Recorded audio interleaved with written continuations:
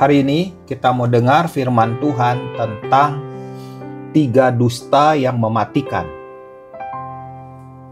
Apa aja yang dimaksud dengan 3 dusta yang mematikan itu?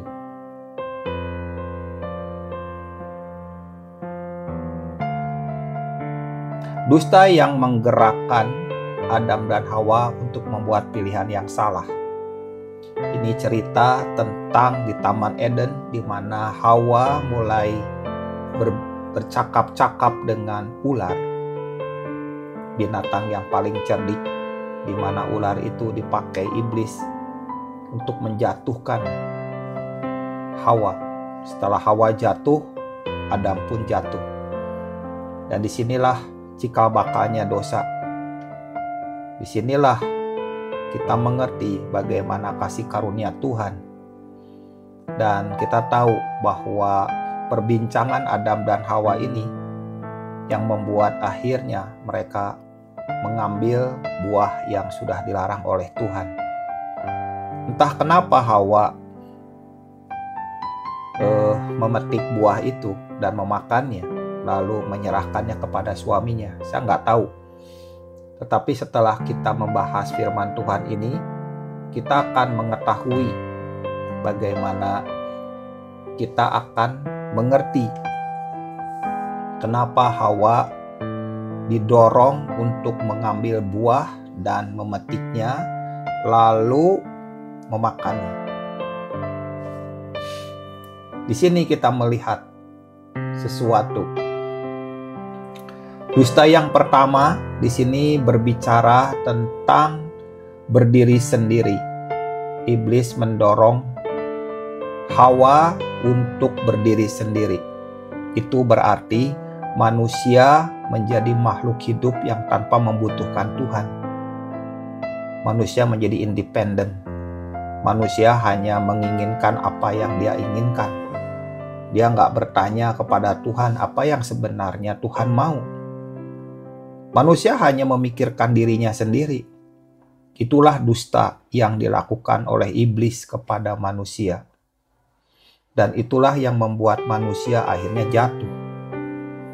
Itu yang mengerikan. Dan dusta itu dimakan oleh Hawa.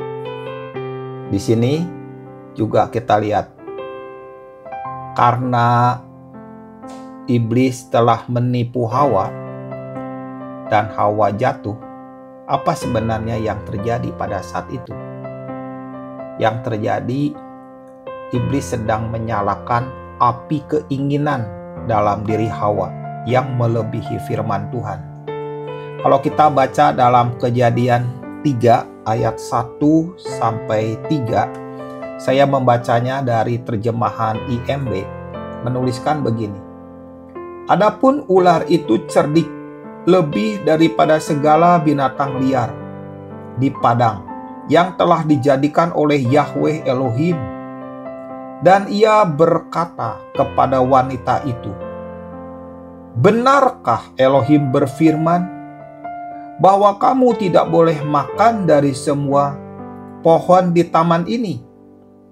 Dan wanita itu berkata kepada ular itu, "Kami boleh makan buah dari pohon di taman ini. Tetapi tentang buah dari pohon yang ada di tengah-tengah pohon itu, Elohim telah berfirman, kamu tidak boleh memakannya atau menyentuhnya karena engkau akan mati."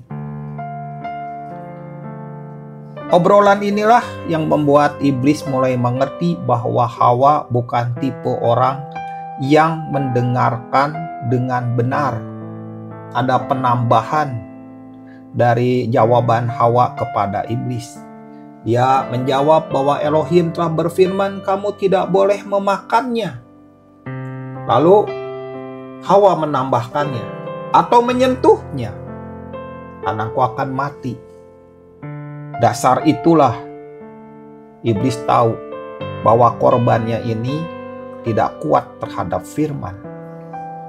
Itu yang membuat iblis tersenyum bahwa Hawa akan menjadi korban pertamanya. Tetapi coba lihat bagaimana Yesus.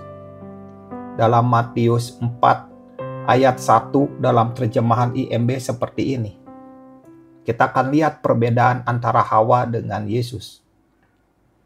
Kemudian Yesus dipimpin oleh Roh ke padang gurun untuk dicobai oleh iblis. Ayat 2, setelah berpuasa 40 hari 40 malam, dia merasa lapar. Ayat 3, maka iblis datang kepadanya dan berkata, jika engkau adalah putra Elohim, perintahkanlah supaya batu-batu ini menjadi roti. Dalam kondisi yang lapar, dalam kondisi yang haus. Jadi kalau seandainya iblis datang memberikan emas dan perak, ayo, itu bukan makanan, itu bukan sesuatu yang dibutuhkan oleh Yesus pada saat itu. Iblis cerdik, dia membuat jebakan lewat dustanya ini. Dia minta supaya batu-batu ini menjadi roti. Bagi Yesus sangat mudah untuk mengubah batu jadi roti. Tetapi masalahnya, Yesus tidak mau mendengar perkataan iblis. Yang kedua, Yesus tidak mau menuruti perkataannya. Lalu apa yang Yesus lakukan? Matius 4 ayat 4 terjemahan IMB mengatakan, tetapi dia menjawab dan berkata, ada tertulis. Yesus tidak berkata dengan analisa. Yesus tidak menjawab dengan survei. Yesus tidak menjawab dengan pikirannya, tapi Yesus menjawab dengan firman. Yesus menjawab dengan firman. Itu satu kalimat yang luar biasa. Ada tertulis, manusia hidup bukan oleh roti saja, tetapi oleh setiap firman yang keluar dari mulut Tuhan. Kalimat ini membuat iblis melarikan diri. Dia tidak mendapatkan Yesus. Yesus bukan korbannya. Yesus menudungi dirinya, melindungi dirinya, menjaga dirinya dari segala jebakan dan dusta. Dan dia melawannya dengan firman. Itu perbedaan antara Hawa dan Yesus.